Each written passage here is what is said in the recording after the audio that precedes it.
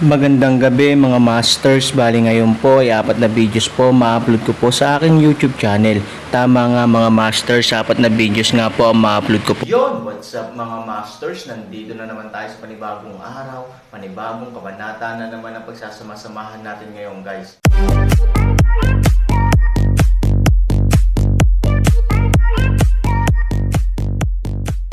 Bali mga masters, kung bago ka pa lang po sa aking YouTube channel, please click the subscribe button, lalong-lalo na po yung notification bell guys, para maging connected pa rin tayo sa isa't isa at maging updated kayo sa mga susunod ko pang video.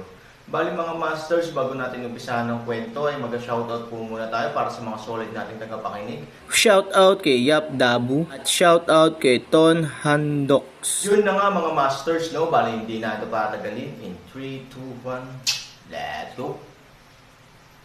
Mga master, magbabalik tayo sa pag-upload ng 4 na videos everyday simula ngayon araw. Salamat sa solid na pagsuporta mga master. Ang grupong ito ng mga apo, na kung saan ay upang mahuli kung ano ang alagang hayop ng Diyos, ay upang panoorin ang iba na naliligo. Ngayon ng bawat buwan ay ang araw ng paliligo para sa mga babaeng alipin sa 102 alipin sa Sefeng. Sa araw na ito, ang Presbyterian Church of Sefeng ay espesyal na gumagamit ng aura upang maglaan ng mga hot spring, upang ang mga babaeng alipin ay makapaglinis ng kanilang mga sarili at sumipsep ng aura. May magnanakaw. Si Aaron ay sumigaw, tumayo at tumakbo. Nakakatakot ang boses niya sa 3 taong nakasquat sa bintana. Tinulak mo ako at tinulak. Pagkagising saglit, nagmamadali siyang tumakbo palayo sa eksena ng krimen. Matapos makumpirmang ligtas na siya, bumantong hininga si Zizuzi, "Dam, sino ba ang sumisigaw sa maltong iyon kanina? Muntik na niya akong patayin. Ipaalam sa akin kung sino iyon, kailangan kong kunin ang kanyang balat at inumin ang kanyang dugo." Dahil doon, tumingin si Zizuzi sa malaking kwarto sa di kalayuan. Umiling siya at bumalik sa kubo na gawa sa pawid. Maghintay para sa 3 tao upang pumunta malayo, lamang ng 3 tao na nakatayo sa tabi ng damo. Aaron na ito lamang tumayo, bibig na may ugat ng damo, hinamak upang tumingin sa figure ng natitiklap na virtual na anak na lalaki ang layo, mura. Sa oras na ito, sa malayong silid, isang grupo ng mga babaeng alipin ang humabol na dala ang isang spirit lamp. Sinabi ng Aaron na masama ito at gustong tumakbo pababa, ngunit hindi pa nakakalayo ang grupo ng mga Jeksinki, kaya pumunta sila sa madilim na gubat. Sa lahat ng paraan, nakatakas si Aaron, ngunit matagumpay ding naligaw ng landas. Ngunit mula noong sinaunang panahon, may mga ulap. Kung naliligaw ka, masasabi mo ang direksyon basta't sinusundan mo ang ilog. Maswerte ang Aaron. May tunog ng tubig sa di kalayuan, ngunit hindi niya ito napansin.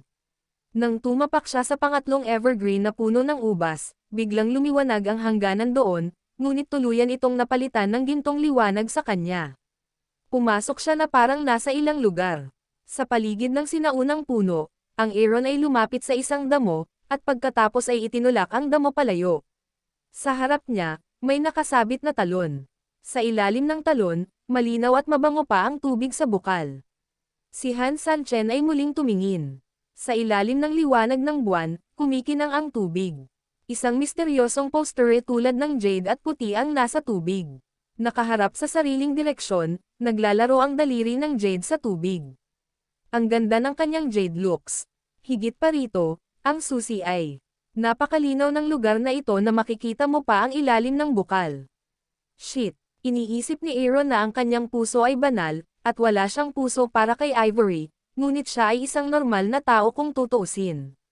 Sino ta? Nagkaroon ng padamdam sa tubig, at pagkatapos ay bumukas ang buong bukal, at ang spray ay 100 metro ang taas, ganap na bomb alert sa babae ngayon lamang. Aaron sa oras na ito ay hindi sleep, higit pa upang maghintay para sa kung kailan. Sa sandaling nawala ang Aaron, isang babaeng nakaputi, na may mahabang basang buhok at isang pilak na espada, ay malamig na bumagsak sa lupa. Ang isang pares ng willow na kilay ay nakalock, isang pares ng mga mata sa malamig na espada, na iniskan sa paligid. Sa mahabang panahon, sumuko siya at bumulong-bulong, ilusyon ko ba? Sa 4 na taluktok, bukod sa aking ina, sino ang makakalagpas sa aking ipinagbabawal na sumpa ng hindi kumikibo? Ngunit ang tinig ng aking ina ay hindi man lamang boses ng lalaki. Panipi, sa ilalim ng liwanag ng buwan, napakaganda ng magandang mukha ni Qin Shuang. Sa madaling araw ng ikalawang araw, sa sandaling maliwanag na, ang Aaron ay tinawag ni Zizuzi. Bago pa ito maaninag ni Aaron, hinailan na ni Zizuzi ang kanyang tenga at dinala siya palabas na parang unggoy. Folding virtual anak kamay ng isang hard, ay Aaron kaliwa sa bakuran. Napansin ni Han Sanchen na sa oras na ito, 12 ng mga estudyanteng nakasuot ng kulay abo ang nagtipon na sa looban. Ang pinuno ay isang babaeng nasa edad 30s, na maganda at gumagalaw. Elder Marshal Sister Raoyo, ito ang batang lalaki. Itinuro ni Zizuzi ang Aaron pares ng mga nangungunang babaeng disipulo. Kung ang ulan ay tumitig sa Aaron, agad na magpadala ng isang mamamatay tao na espiritu ng kabayanihan. Aaron, ang lakas ng loob mo, isang munting alipin, na pumasok sa paliguan ng mga babae. Halika, kunin mo ito para sa akin. Kung ang ulan ng isang malamig na inumin, Aaron ay hindi sumasalamin, 12 ng mga pilak tibak ay sa kanyang lalamunan. Naintindihan ni Aaron, mukhang nandito ang mga taong ito para i-check kagabi. Elder Marshal Sister Raoyo, wala itong kinalaman sa akin. Ito, shut up, may kausap ka bang kalahating alipin? Bago matapos ang mga salita ni Aaron, agad na sumabad si Zizuzi, ang nakatatandang Marshal Sister na si Raoyo. Si Aaron ay nakabalik mula sa labas kagabi. Mapapatunayan ito ni Zhang Jin at ang kanyang kislap sa aking hardin. Zhang Jin ay hindi nais na tumango, marangya ng isang maliit na pag-iisip, kahit na pakiramdam na ito kawalan ng katarungan Aaron ay hindi masyadong mabuti, ngunit pag-isipan ito ng mabuti, kapag sila ay bumalik, Aaron ay wala sa kwarto. Tingnan ang tatlong tao din nod, kung ulan malamig na boses ng isang ngiti, Han 3,000, ano ang kailangan mong sabihin? Oo, Aaron, maglakas loob ka bang sabihing hindi ka sumilip sa paliguan ng iba? Tanong din ni Zizuzi. Ang tanong na ito, masasabi ko, ay napakahusay. Nakita na ba ito ng Aaron? Nakita ko ito nang hindi sinasadya. Dahil walang masasabi, ayon sa mga patakaran ng Sefeng, ang Aaron ay puputulan sa lugar upang makagawa ng isang halimbawa. Kung ang ulan matapos, higit sa 12 tibak direktang itinaas, at Aaron sa oras na ito din malumanay inilipat up gas, ang oras ay hindi tama, siya ay mayroon ding kanyang sariling paghahanda. Stop it sa oras na ito, biglang dumating ang isang masarap na malamig na inumin. Sa pagbabalik tanaw, natapakan ni Qin Shuang ang seda at nahulog na parang diwata. Sinulyapan niya ang karamihan at sinabi sa mahinang boses, hayaan mo siya. Hindi nila naiintindihan, ngunit alam ni Qin Shuang na ang magnanakaw ay hindi kailanman magiging Aaron. Sa katunayan, sa peak investigation ngayon, si Qin Shuang ay tahimik na sumusunod. Sinilip siya at hindi may buka ang bibig. Nagkataong may isang tao sa tuktok na nagsabi na nakakita siya ng isang sumisilip na magnanakaw at nakita silang naliligo. Kaya naisip niya na ito ay ang parehong tao. Natural, gusto rin niyang malaman kung sino ang sinilip niya kagabi. Ngunit nang malaman nila na ito ay Aaron, tinanggihan ni Qin Shuang ang resulta. Ang Aaron ay kalahating bote ng basura. Ano ang kakayahan niyang makalusot sa ipinagbabawal na sumpa na itinakda niya? Kaya lang, hindi man lang mapanaginipan ni Qin Shuang. Si Aaron ang gumawa ng tagumpay. Kahit hindi niya alam, ano ang ibig mong sabihin, nakatatandang kapatid na Marshal na si Qin Shuang. Si Aaron ay isang sumisilip na magnanakaw. Matibay ang ebidensya. Gusto mo ba siyang tulungan? Kung hinahamak ng ulan ang daan. Qin Shuang, palagi siyang naiinggit, at napupuot pa nga. Kung hindi dahil kay Qin Shuang, siya ang pinakamagagandang babaeng disipulo ng nihilismo at isa sa pinakapangako na 3 bituin. Gayunpaman, ang hitsura ni Qin Shuang ay nag-aalis sa kanya ng lahat ng bagay na dapat ay sa kanya. Si Qin Shuang ay napakahusay na siya ay higit na nakahihigit sa kanyang sarili sa katawan, hitsura, kagandahan at paglilinang. Aaron, I ask you, napanood mo na ba sila naliligo? Malamig na sabi ni Qin Shuang. Gustong ipaliwanag ni Han Sanchen na hindi ko pa sila nakikita, ngunit nakita. Sa sandaling ibukan niya ang kanyang bibig, agad siyang pinutol ni Qin Shuang, kailangan mo lang sumagot ng oo o hindi, wala kaming oras na sayangin ang kalahating bote ng basura mo. For the last time, nakita mo na ba silang naligo? Hindi. Si Aaron ay nagngangalit ng kanyang mga ngipin. Hayaan mong magsinungaling ka. Nanlamig ang mukha ni Qin Shuang, at ang kanyang katawan ay biglang nanlamig. Ilang ice cone ang agad na ipinasok sa katawan ni Aaron. Ngayon, tinamaan ka ng Yanzhen ng aming sekta. Kung magsisinungaling ka, sisabog agad ang Yanzhen sa iyong katawan. Kung sasabihin mo ang totoo, ang Yanzhen ay magiging singaw ng tubig at hindi ka makakasama. Ngayon, mayroon ka na panood mo na ba silang naliligo? Malamig na sabi ni Qin Shuang. Ako, gustong ipaliwanag ni Aaron na hindi siya ang uri ng tao na maglakas loob na gawin at hindi maglakas loob na kilalanin. I'll warn you for the last time. Kailangan mo lang sagutin kung nakita mo na sila o hindi. Hindi totoo yan. Siguradong tumango si Aaron. Isang grupo ng mga disipulo ang isa-isang binantayan ang katawan ni Aaron.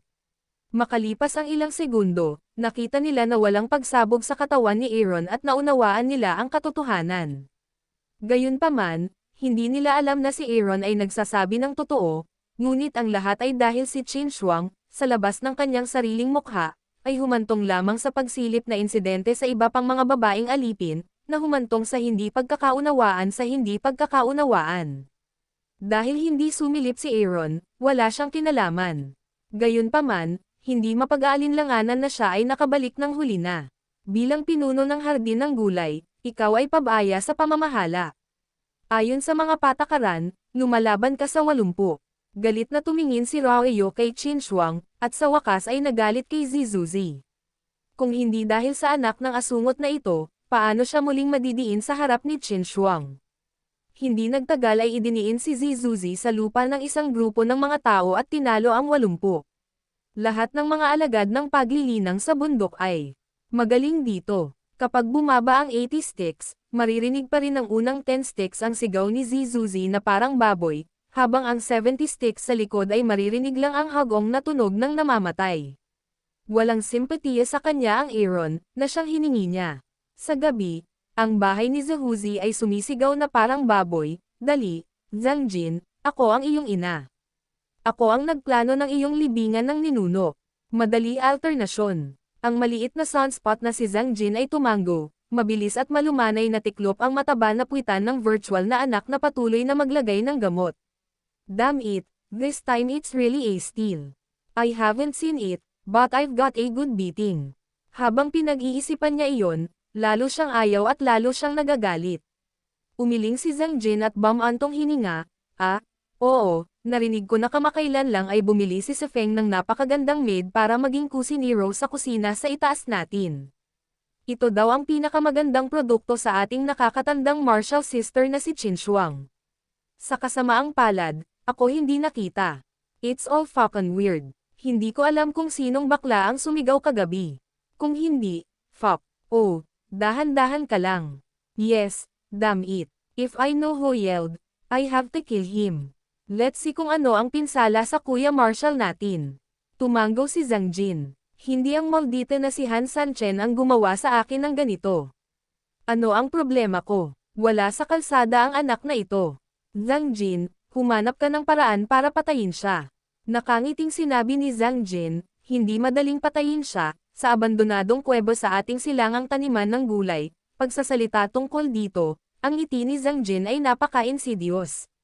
Damn, ayaw mo namang mamatay siya dyan diba? Oo, napaka-insidious mo, pero gusto ko. Hahaha. Yun na nga mga masters, no? Bali panibagong kabanata na naman yung natapos natin ngayong gabi. Muli, maraming salamat po.